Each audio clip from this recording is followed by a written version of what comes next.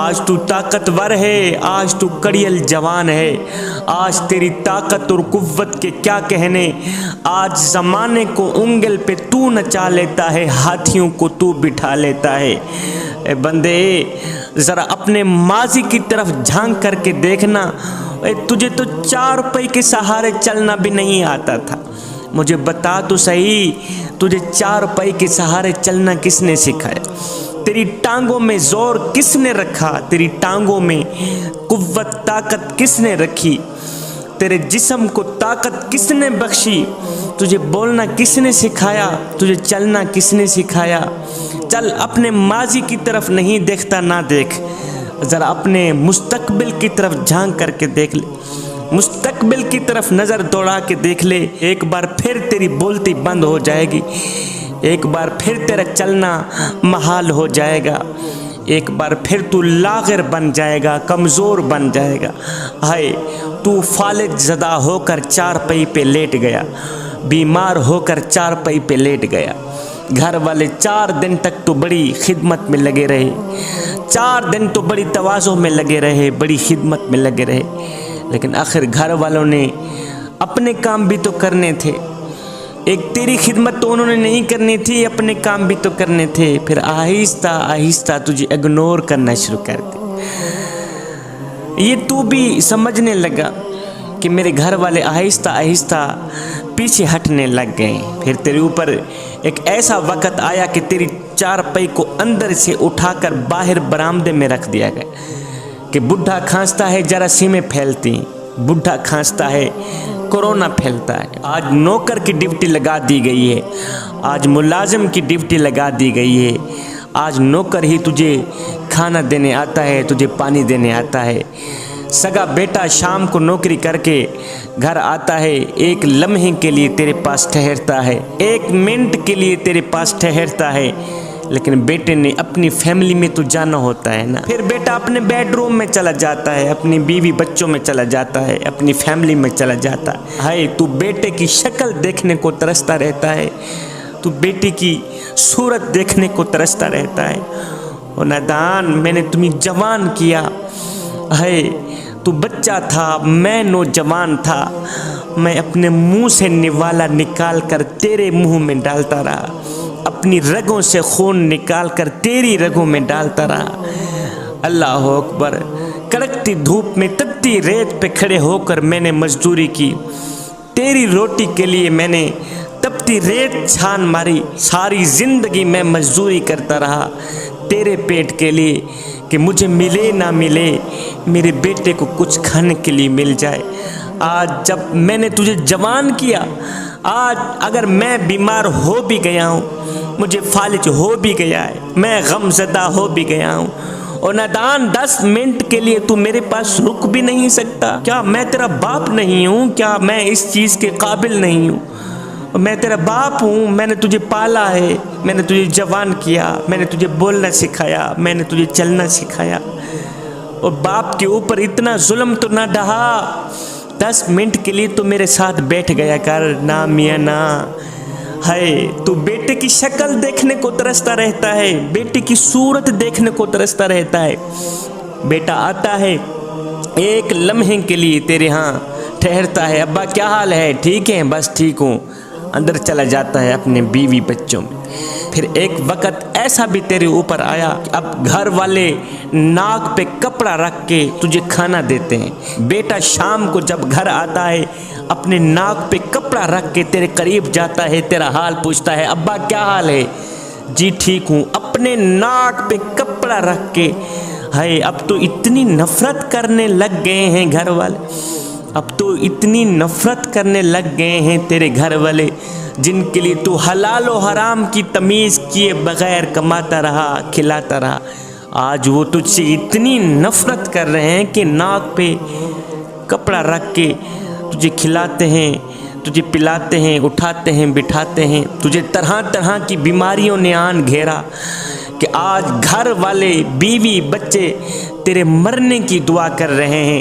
بچے کہتے ہیں یا اللہ اب تو ابا بہت تنگ ہو گیا ہے، بیٹی کہتی ہے یا اللہ ابا بہت تنگ ہو گیا ہے، اب ساری فیملی دعا کر رہی ہے یا اللہ اب ابے کو سنبھال ہی لے تو بہتر ہے، ابا زندگی سے تنگ آ گیا ہے، زندگی اور موت کی جنگ لڑ رہا ہے، ابے کو سنبھال ہی لے تو بہتر ہے۔ آج بیٹے بھی موت مانگ رہے ہیں، آج بیٹیاں بھی موت مانگ رہی ہیں، گھر کی ساری فیملی تیرے مرنے کی خواہش مند ہیں۔ جب تو نے دیکھا کہ میرے بیٹے بھی میری موت کے انتظار میں ہیں اور میری بیٹیاں بھی میرے لیے موت مانگ رہی ہیں، گھر کی ساری فیملی میری موت کی منتظر ہیں، جب تو نے دیکھا کہ گھر والے ناک پہ کپڑا رکھ کے مجھے اٹھاتے ہیں بٹھاتے ہیں، اتنی نفرت کرنے لگ گئے ہیں، آج تو زندگی سے تنگ آ گیا ہے، آج تیری زندگی اجیرن بن گئی ہے۔ جب تو اپنی زندگی سے تنگ آیا پھر تو نے کہا ڈاکٹر لگا مجھے زہر کا ٹیکا کہ اللہ مجھے موت ہی دے دے۔ میرا اللہ فرماتا ہے اے بندے بتا تو صحیح، اس وقت جس وقت تو موت مانگ رہا تھا اس وقت اگر ہم تجھے موت بھی نہ دیتے تو کیا کرتا؟ اے بندے ہم نے تجھے موت دی ہے یہ بھی ہمارا تم پر احسان،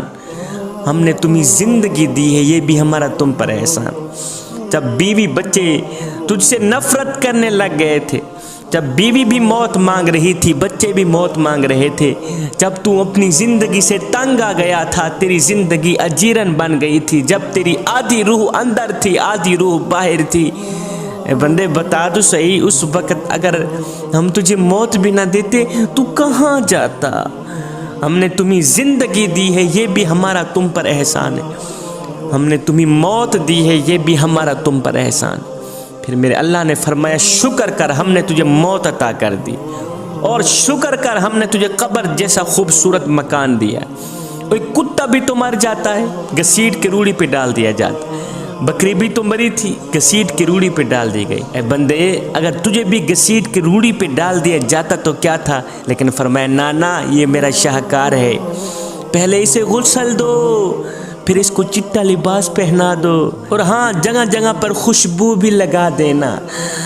آج دشمن بھی تیرا منہ دیکھنے آ رہا، آج زمانہ تیرا منہ دیکھنے آ رہا ہے، ایمان سے بتا کیا یہ تیرا کالا منہ دکھنے کے قابل ہے؟ پھر فرمایا اس کو اٹھاؤ قبرستان کی طرف لے جاؤ،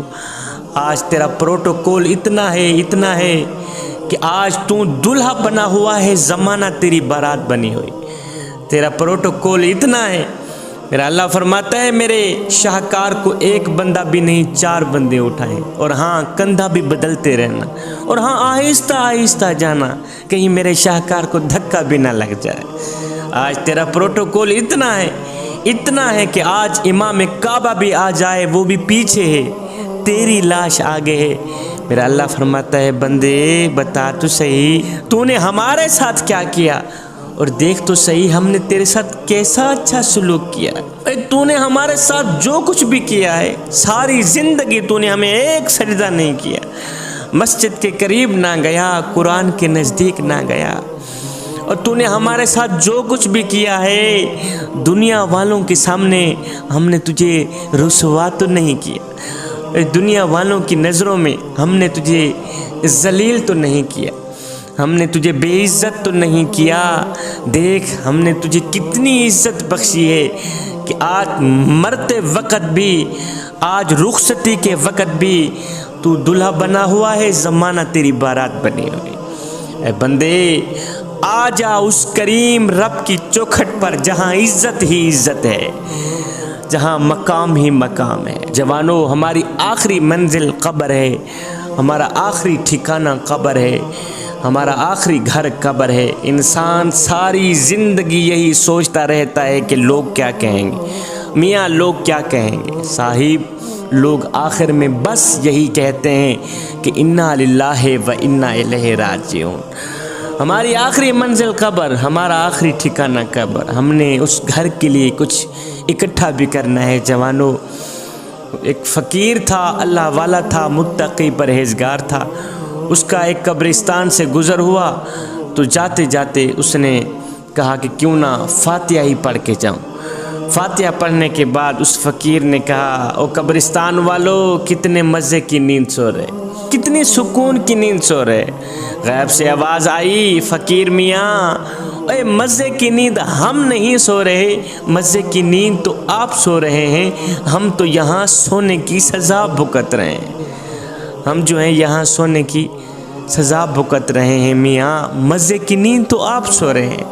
صاحب یہ زندگی کے لمحے تیرے اور میرے لیے غنیمت ہیں، انہی لمحوں میں ہم کچھ کر لیں، انہی لمحوں میں کچھ اکٹھا کر لیں، انہی لمحوں میں خدا کی یاد اور محبت کے دیے اپنے دل میں جلا لیں۔ معلوم نہیں پھر فرصت ملے نہ ملے، معلوم نہیں پھر یہ زندگی کے لمحے ملے نہ ملے۔ کوئی بن گیا رونق پکھیاں دی، کوئی چھوڑ کے شیش محل چلیا، کوئی پلیا ناز تے نخریاں وچ، کوئی ریت گرم تے تھل چلیا، اور کوئی بھول گیا مقصد آمن دا تے کوئی کر کے مقصد حل چلیا۔ ایتھے ہر کوئی فرید مسافر ہے، کوئی اج چلیا تے کوئی کل چلیا۔